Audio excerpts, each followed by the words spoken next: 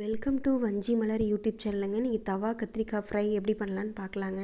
ஒரு 5 கத்திரிக்காய் எடுத்துங்க, ரவுண்டாக ஸ்லைஸ் பண்ணி தண்ணியில் போட்டு வச்சுக்கலாங்க. இதுக்கு ஒரு மசாலா அரைக்கணுங்க. மிக்ஸி ஜார் எடுத்து வச்சுக்கலாங்க. ஒரு பெரிய வெங்காயம் கட் பண்ணி வச்சுருக்கிறேனுங்க. ஒரு 2 துண்டு இஞ்சி, ஒரு 7 பல் பூண்டுங்க மிக்சியில் சேர்த்திக்கலாங்க. 1/2 டீஸ்பூன் ஜீரகம் சேர்த்திக்கலாங்க. 1 டீஸ்பூன் சோம்பு,